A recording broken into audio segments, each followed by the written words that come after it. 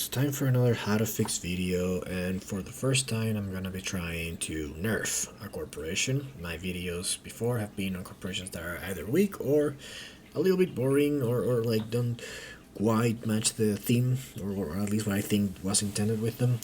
This is the first one that I'm just gonna try to nerf a corporation. And who else? Manutech. Now, since the release of Venus, I think many people have realized how powerful this corporation is. I always had it in the top tier. I actually had it in my second tier, at the top of my second tier in my rankings video there. But I didn't realize that this was actually a beast, and to some the best. I still think it's up there with Point Luna, maybe Septem once. I can play a lot of Septem Tribus. We'll see. But yeah, point is, it needs to be a little weaker. And so I went through a few ideas with this one. My first one, well, let's first just look at Manutech. So Manutech is a pretty simple corporation. It starts with one steel production, steel tag, 35 cash, which isn't much, and then the ability that you maybe didn't completely you maybe don't completely can take in when you read it, but whenever you increase your production you get that much of that resource basically, which is, I mean, first of all, it's so much fun. Manutech is a very fun corporation, but more importantly, it's broken. Like, you don't think about it, but I mean, think about it. Your cash can usually get to 20 in a game. I mean, sometimes it's lower if you terraform really aggressively, but that's with Manutech. You're gonna be playing production cards, and 20 it's even a low end. You can get it to 40. I just got my ass kicked in a game where the guy got to 67 in like Gen 5 with AI Central. Proudly only lost by like 18 points. So you know, but yeah. So yeah, your metal resources, usually 4 or 5. Your plants can get to 8 or 10. Energy goes up and down all game, but you probably get, somewhere like maybe 4 or 5. Or if you play Mass Converter or Quantum Extractor, you'll probably get to 10. And your heat, if you're terraforming with heat, which is not going to be every game, probably around the 7 or 8. But so the first 4 are really the broken ones. Heat. I mean, if you're going for a terraforming game with heat, it's still pretty good.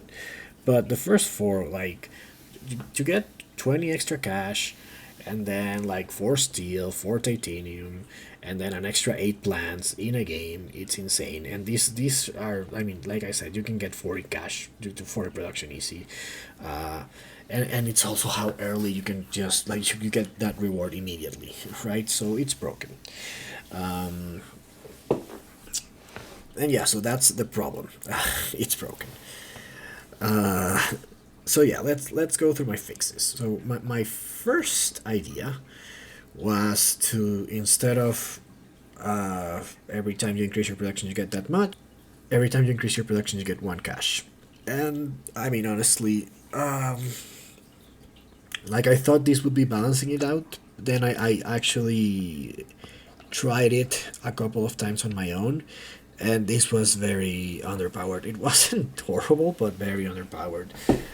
You essentially get at tops 15 cash in a very long game. You can get 20 cash because you increase your productions 20 times. It's rare, but that's 10 would be normal, 15 optimistic, 20 almost impossible, and that's a terrible bonus. Okay, so I went, okay, how about instead you get that amount of cash? And so, I mean, this is still a nerf. So if you increase your titanium production by 2 with asteroid mining, you get 2 cash, right? I think this is actually kind of balanced. Maybe a little underpowered, but kind of balanced. And the thing that I ended up not liking so much about it is that it's sort of, after playtesting a couple times, and by the way, this is the only one I've playtested because I really wanted to get it right. yeah, after playtesting a couple times, it makes you go into a full like Earth Tech game, right? Like, cause think about it, like playing sponsors gets you as much of a bonus as playing asteroid mining. So really now, like cash becomes the best resource to increase, and then heat and energy are pretty decent, and then steel, and then plants and titanium give you the least bonus. And so that sort of I felt like okay, this is not what Manutech is supposed to be. Like I felt like it becomes a cash corporation, and it's balanced, but it's not what Manutech is supposed to be. It's supposed to be good at a little bit of everything, like an advantage in every resource. It's just not supposed to be broken, right? Okay, so then I made sort of the opposite of that. I made like the combination of the first and second with Manutech's ability, which is whenever you increase your production, you get one of that resource. So you play kelp farming, you get one plant. You play, I don't know, moss, you get one plant. So this one's actually, I think, a little worse than the previous one in terms of power, because especially with plants. So I think plant cards are really better if you play only a couple that are really good. So like if you play, kelp farming and then Arctic algae, and then NRA, that's 9 plant production plus all the plants that Arctic algae gives you, and it's an amazing. That's like a dream plant game, right? It is, however, not that great for Manutech. You get 3 plants instead of 9, so I'm cutting it down by a third. And the other resources are less. Well, the other one is cash, and so the other thing that I really like about Manutech is the way it combos with multipliers. So things like cartel and Luna Metropolis, satellites. You can play these cards late and still gain from them, and I think it's kind of a fun thing about Manutech, the fact that you can play these cards late into the game, and people pass them to you in the draft thinking you're not going to play them, and you still play them. But now, like, cartel gives you 1 cash. You're not, like, it's basically like the multiplier thing is gone with Manutech, right?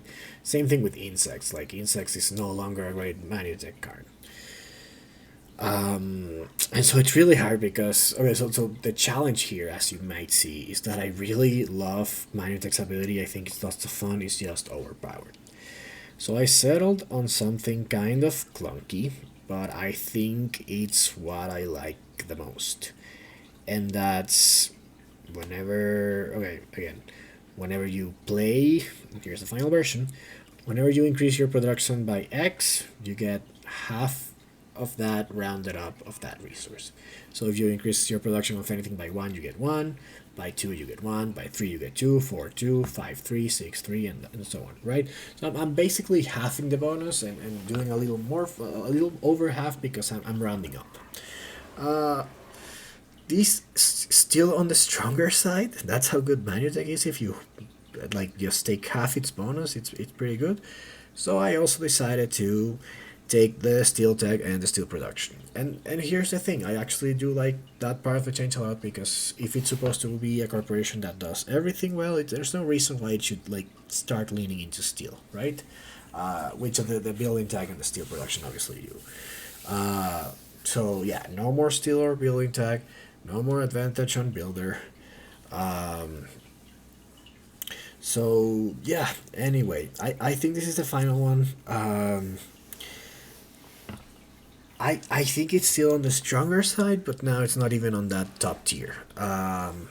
It's just like a solid corporation. If you try this and find it a little overpowered, the only thing I would do is like increase maybe the starting cash. But I think I like the bonus like this. I'm actually bummed that I would have gone like 3/4 instead of half, but it would have been just a nightmare.